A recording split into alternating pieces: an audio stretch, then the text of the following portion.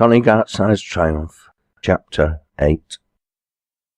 Elsie looked up as Ralph entered the warm kitchen. "Would you like a cup of tea, Mother?" "I'll make it. You get in front of the fire. You look frozen." She retreated to the sink and began filling the kettle. "I thought you were with Rosie and Connie." "They've monopolised the sledge. They won't let me have a turn, so I thought I'd leave them to it."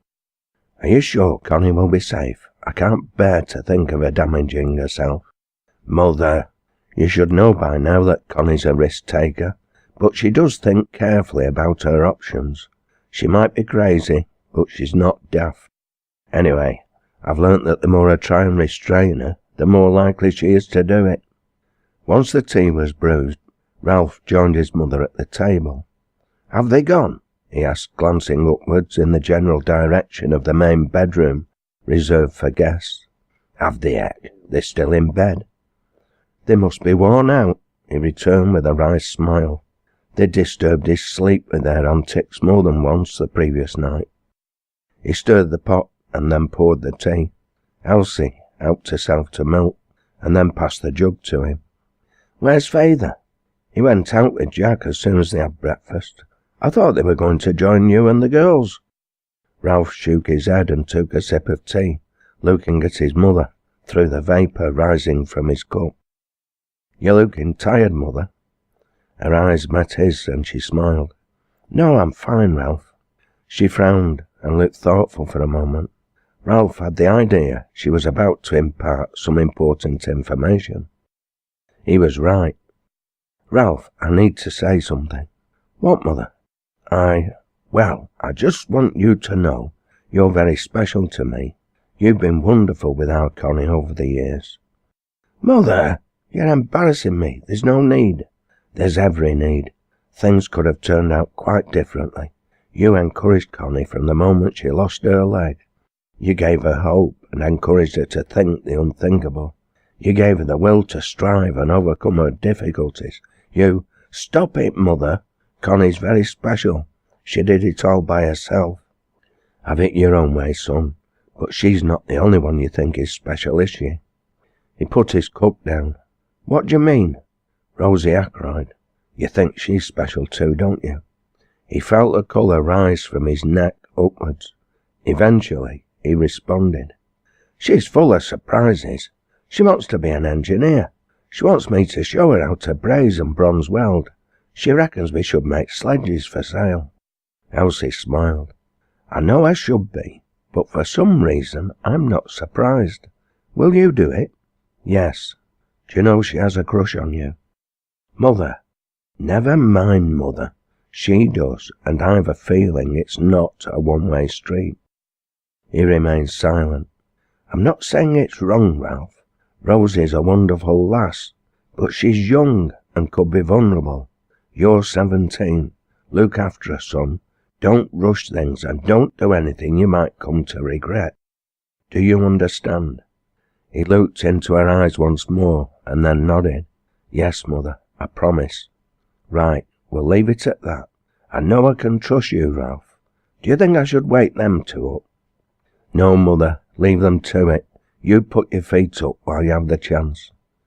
Inwardly, he breathed a sigh of relief.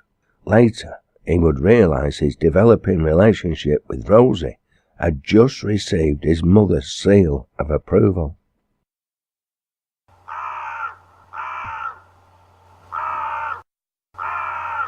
"You'd have to go a long way to get a view as good as that." "Aye, you're right, Jack, and the snow makes it look quite new and clean and pure." Jack O'Donnell and Jed Gartside were leaning against the dry stone wall next to the Edale Cross, having visited a farmer in the tiny hamlet of Barber Booth. "Anyway, we'd best get moving. Elsie'll be wondering where we've gotten to." Jack took one last look at the distinctive breast-shaped summit of Mount Tor across the Edale Valley. Then he looked down at the old medieval cross for a moment, remembering the young girl he'd first met there when he was a teenager, the young girl who was to become his wife and the mother of Billy, their son, and Alice, their daughter. After a brief moment he nodded to his companion, and the two men continued on their way. The sky was overcast and grey, but there was little wind.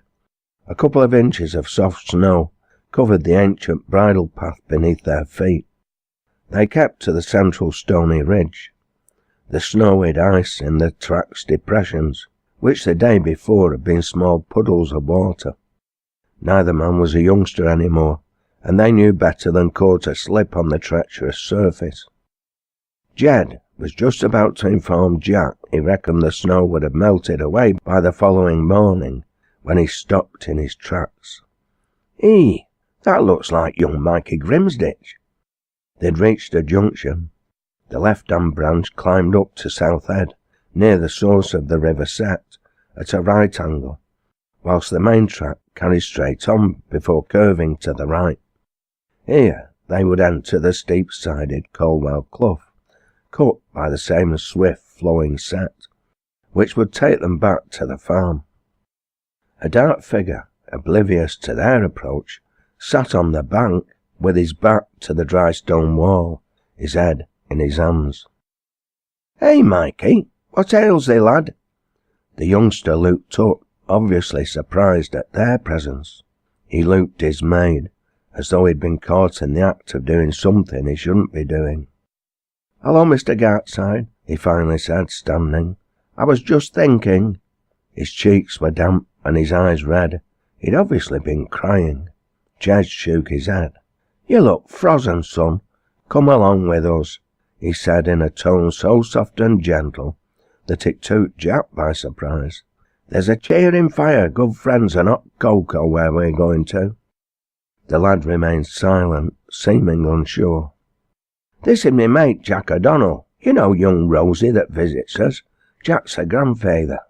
The lad and Jack exchanged nods in way of greeting, and Mikey managed to return the old man's smile. "Now come on, lad, it's too cold to be hanging about in this spot. Me old eyes are watering, and thine are almost as bad as mine." He had his arm gently around the lad's shoulder before he had chance to decline the offer, and the three commenced walking onward together. Eventually Jed broke the silence again. "Young Mike is a rare talented lad," he informed Jack. "I met his mother on Kinder Road a couple of weeks ago." He looked down at the youngster, giving his shoulder a slight squeeze. "She told me about the reading lamp you'd made for her birthday, young un. I asked if I could see it." Mikey glanced upwards for a moment, but his face remained expressionless. It were a work of art in varnished oak, Jack, with a wonderfully carved ornate base. Young Mikey'll make a real craftsman if he sticks to his last." Jack noticed the lad's countenance seemed to lighten and his back straightened slightly. "Being able to manufacture things with your own two hands is a source of great satisfaction," Jack responded. "Aye, I reckon so, although my old hands are only fit for sheep shearing and sheep washing." They reached the farm, and Jed began to open the gate. The Bentley had disappeared. "I'll be off then, Mr. Gartside." "Nay, lad, thy mother'd never forgive me if I let thee walk home without hot drink in thee. Come on, and dunna bother arguing, 'cause you'd be wasting your breath. Anyway, our Elsie'll want to say hello to yous." The lad didn't bother arguing, although he'd rather have carried on. He half hoped Connie wasn't in, and half hoped she was.